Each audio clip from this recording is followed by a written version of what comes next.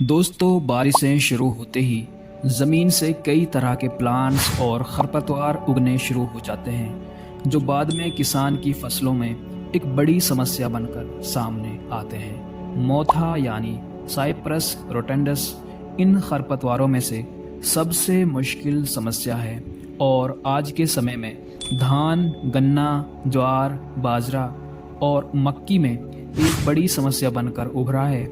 और आज की इस वीडियो में हम इसी गुत्थी को सुलझाने की पूरी कोशिश करेंगे। तो अगर आप चैनल पर पहली बार हैं तो सब्सक्राइब करके हमारी इस छोटी सी फैमिली का हिस्सा बन सकते हैं। दोस्तों, मोथा जिसका साइंटिफिक नेम है साइप्रस रोटेंडस, इसके कुछ और भी नाम हैं, यानी कि इसे कुछ और नामों से भी जाना जाता है, जैसे कोको ग्रास, जावा ग्रास, नट ग्रास या फिर पर्पल नट सेज।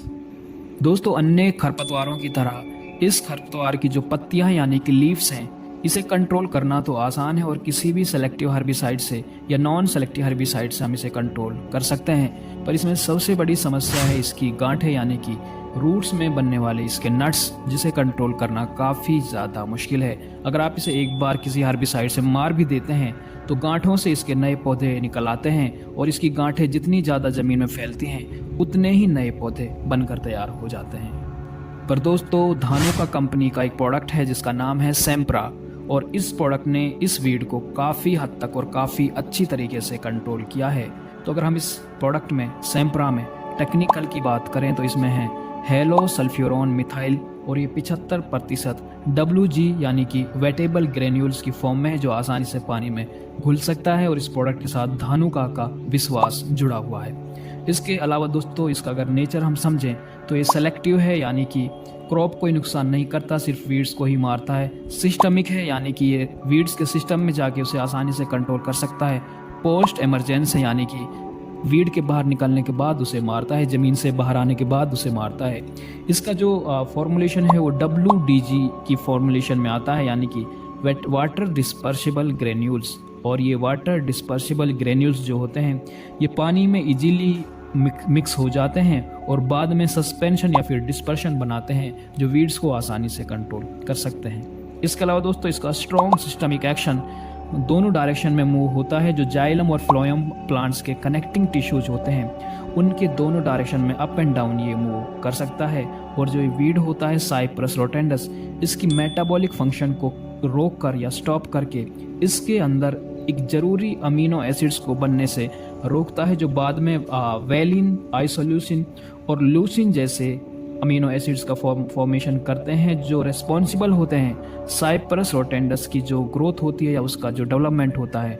तो ओवरऑल ये जो सेम्प्रा है ये इस अमीनो एसिड्स को बनने से रोकता है और इसकी ग्रोथ, जो वीड होता है साइप्रस रोटेंडस, इसकी ग्रोथ को काफ़ी हद तक या बिल्कुल ही ख़त्म कर देता है, जिसकी वजह से या इसके रिजल्ट्स में इस वीड के ऊपर यानी इसकी पत्तियों के ऊपर पहले तो येलोइंग आती है, लीव्स बर्न होती हैं, और जो इसका नट्स होता है, ज़मीन के अंदर जो पार्ट होता है वो पहले डार्कर होता है और बाद में डिकम्पोज हो जाता है या डिस्ट्रॉयड हो जाता है। और एप्लीकेशन करने से 14 से 30 दिन के बीच में ये पूरी तरह से इसके नट्स गल सड़ जाते हैं और ये वीड पूरी तरह से ख़त्म हो जाता है। अगर नट्स ख़त्म हो जाते हैं तो दोस्तों इस वीड का भी खेल ख़त्म हो जाता है।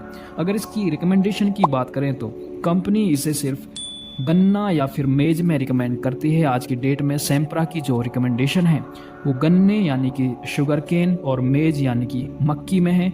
और स्टेट यूनिवर्सिटीज़ और सेंट्रल यूनिवर्सिटीज़ इसे हाईली रिकमेंड करती हैं कि आप गन्ने और मक्की में इस हर्बिसाइड का यूज करें साइप्रस रोटेंडस को रोकने के लिए। अगर आपकी ओपन फील्ड या फिर ओपन एरिया में ये वीड है तो आप बेझिझक इसे किसी भी एरिया पे आप यूज कर सकते हैं, वहाँ पर भी इस वीड को आसानी से कंट्रोल कर सकता है।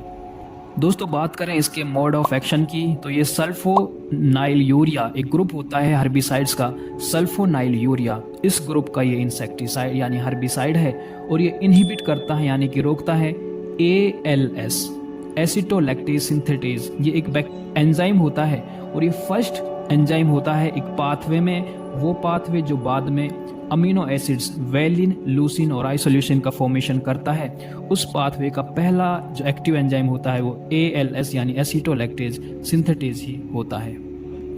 ALS के इनहिबिशन से वीड स्टारवेशन की पोजीशन में चला जाता है और फाइनली उसकी डेथ हो जाती है।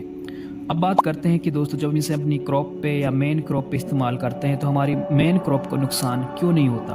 क्योंकि दोस्तों हमारी मेन क्रॉप जैसे मेज या शुगर केन के अंदर एक प्रोसेस होता है जिसे MFO कहते हैं, यानी कि एक एंजाइम होता है जो एक प्रोसेस परफॉर्म करता है।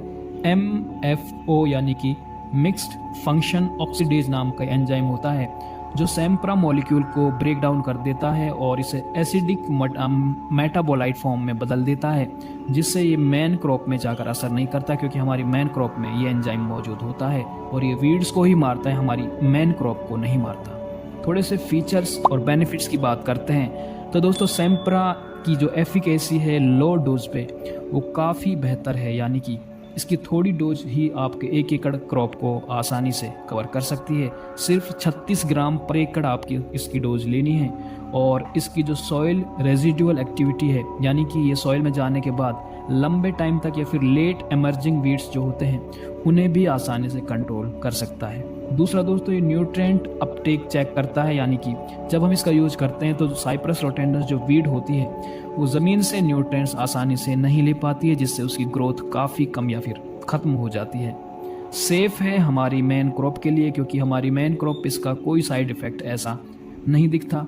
और फाइनली ये हमारे क्रॉप की जो प्रोडक्शन है या यील्ड है उसे इम्प्रूव करता है। तो दोस्तों ये थी इम्पोर्टेंट बातें इस हर्बिसाइड जो काफ़ी इम्पोर्टेंट है साइप्रस रोटेंडस के अगेंस्ट सैम्प्रा, जो धानुका कंपनी की एक बहुत अच्छी पेशकश है। अगर आप अगर शुगर केन या फिर मेज लगाते हैं या फिर आपकी ओपन फील्ड है और उसमें स्मोथा यानी साइप्रस रोटेंडस की प्रॉब्लम है तो आप धानुका का ये प्रोडक्ट इस्तेमाल कर सकते हैं। आपको कुछ परचेज लिंक्स आपको डिस्क्रिप्शन में मिल जाएंगे, आप वहाँ से जाकर इस प्रोडक्ट को परचेज कर सकते हैं। मिलते हैं एक और ऐसी ही इंपॉर्टेंट वीडियो के साथ, तब तक आप अपना और अपनी फैमिली का ख्याल रखिए। धन्यवाद।